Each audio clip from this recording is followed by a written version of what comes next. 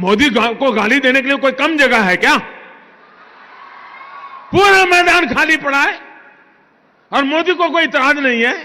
सेना को क्यों गाली देते हो? देश के वीर जवानों को क्यों बदनाम करते हो? उनका मनोबल क्यों तोड़ते हो? और इसलिए भाइयों बहनों, मैंने प्रारंभ कहा था, मैं ऐसी धरती पर आया हूं जहां मैंने उस दिन लोगों को लाशें देखी है जी, घायल हुए डॉक्टरों को देखा है, खून से लथपथ नर्सों को देखा है।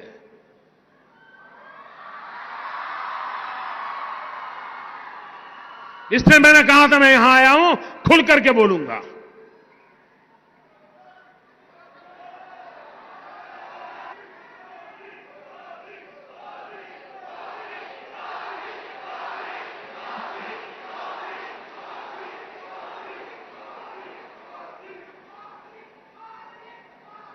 दोस्तों, जिस प्रकार से हम देश की सुरक्षा के लिए प्रतिबद्ध हैं और यह लड़ाई हमने छेड़ी है जी,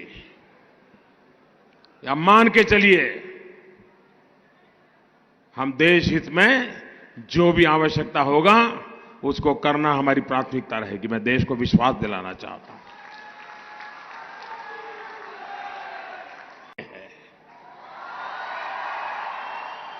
याद करिए दोस्तों, इस सिविल अस्पताल में क्या हुआ था? यह अस्पताल इंसान को जिंदगी देता है और राक्षसों ने, मैं जब यहां मुख्यमंत्री था, इसी सिविल अस्पताल में बम धमाके किए थे और निर्दोष लोगों को मौत के घाट उतार दिया था।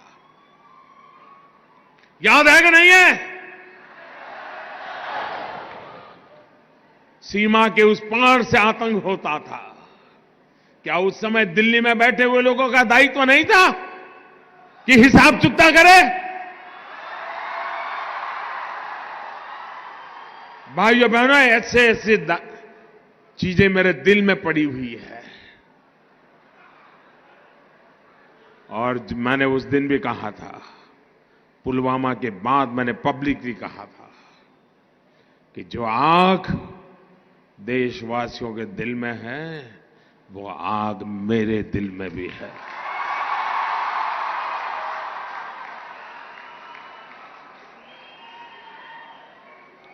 अगर उस समय सरकार में दम होता तो अहमदाबाद की सिविल अस्पताल में निर्दोषों की जान लेने वालों को वहां जाकर के भी हिसाब चुकता कर देते। भाई, मुंबई में 26/11 हुआ, निर्दोष लोगों को मौत के घाट उतार दिया गया और हम कुछ दिन के बाद चलो अब ठीक हो गया, सब लोग काम पे लग गए। आप मुझे बताइए दोस्तों, आतंकवाद के खिलाफ लड़ना चाहिए कि नहीं लड़ना चाहिए? आतंकवाद को जड़ मूल से उखाड़ना चाहिए कि नहीं उखाड़ना चाहिए? आप मुझे बताइए, कौन पार्टी है जो ये काम कर सकती है? ईमानदारी से बताइए, कौन कर सकता है?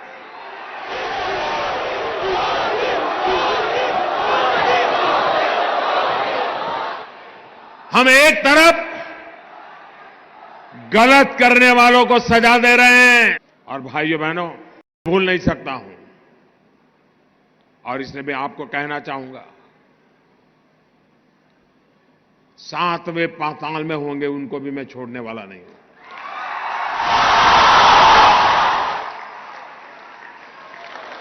और देश का दुर्भाग्य देखिए, कुछ लोगों को तो पता नहीं क्या हो गया है। आज पाकिस्तान के अखबार की हेडलाइन देख लीजिए, भारत के नेताओं जो बयानबाजी करते हैं वो पाकिस्तान के न्यूज पेपर की हेडलाइन बन जाती है। ऐसे नेता ऐसी बातें करते हो जो पाकिस्तान के टीवी पर दिखा रहा है, पाकिस्तान की पार्लियामेंट में चर्चा हो रही है। क्या ये देश हित का काम है क्या? आप ऐसी बात बोलोगे जिसे पाकिस्तान तालियां बजाए? अरे देश की जैन सेना ने पराक्रम किया है, देश की सेना ने हिम्मत दिखाई है और मैं दोस्तों इंतजार लंबा नहीं कर सकता।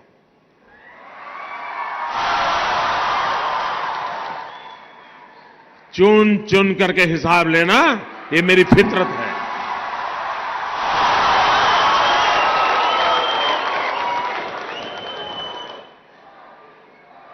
कब तक निर्दोष लोगों को मारने देंगे?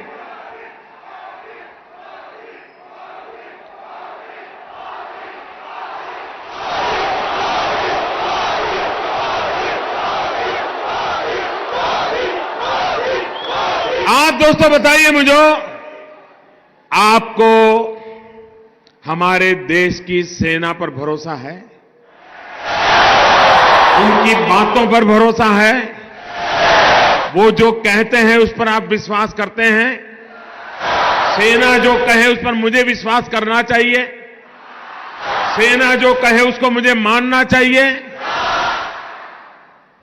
लेकिन कुछ लोग हैं जिनको सेना की बात भी पसंद नहीं थी। अरे मोदी की बात मत मानो भाई, मैं नहीं कहता हूं मेरी बात मानो, कम से कम सेना पर तो अविश्वास मत करो। उनका सम्मान करना चाहिए कि नहीं करना चाहिए? लेकिन इनके पेट में दर्द हो रहा है।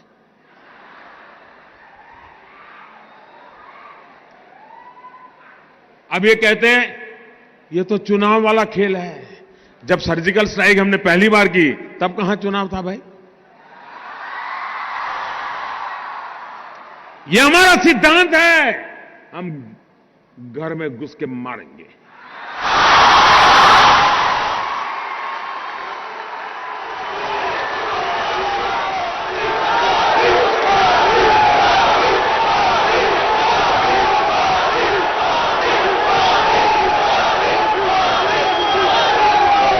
कोई देश ऐसी असहाय अवस्था में नहीं रह सकता है।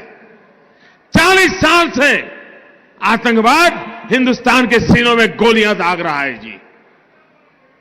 भारत मां की सीने में गोलियां दागी जा रही है, बम धमाके किए जा रहे हैं, निर्दोषों को मारा जा रहा है। लेकिन वोट बैंक की राजनीति में डूबे हुए लोग कदम उठाने से डरते हैं। मुझे सत्ता की कुर्सी की परवाह नहीं है, मुझे चिंता मेरे देश की है। मुझे चिंता मेरे देश की है, मेरे देश के लोगों की सुरक्षा की है। और इसलिए मेहरबानी करके ऐसे मसलों पर राजनीति मत करो। अरे मोदी कहता है कि मैंने इतने घर बनाए, उस पर विवाद करो ना। मोदी झूठ बोल रहा है, सच बोल रहा है, सही कह रहा है, नहीं करो ना विवाद। नहीं कर रहे, सेना को लेकर के करते हैं विवाद। मैं कहता हूं मेट्रो रेल लाया, आपको कहना होगा कि चलो नहीं लाया, मोदी झूठ बोल रहा है। करो विवाद, कौन मना करता है भाई? मैं कहता हूं मेडी सिटी बनाया, आप बोलो मोदी झूठ बोल रहा है, मेडी सिटी नहीं बनाए। बोलो ना, कौन मना करता है तुम्हें?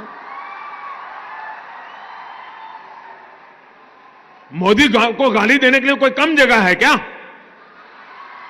पूरा मैदान खाली पड़ा है और मोदी को कोई इतराज नहीं है। सेना को क्यों गाली देते हो? देश के वीर जवानों को क्यों बदनाम करते हो?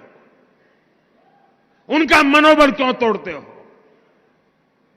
और इसलिए भाइयों बहनों, मैंने प्रारंभ कहा था, मैं ऐसी धरती पर आया हूं जहां मैंने उस दिन लोगों को लाशें देखी है जी, घायल हुए डॉक्टरों को देखा है, खून से लथपथ नर्सों को देखा है।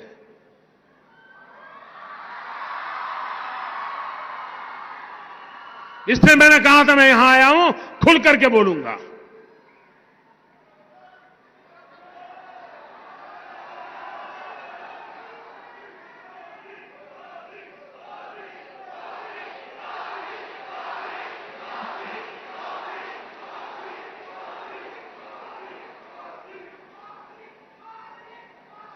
दोस्तों, जिस प्रकार से हम देश की सुरक्षा के लिए प्रतिबद्ध हैं और यह लड़ाई हमने छेड़ी है जी, या मान के चलिए हम देश हित में जो भी आवश्यकता होगा उसको करना हमारी प्राथमिकता रहेगी। मैं देश को विश्वास दिलाना चाहता हूं।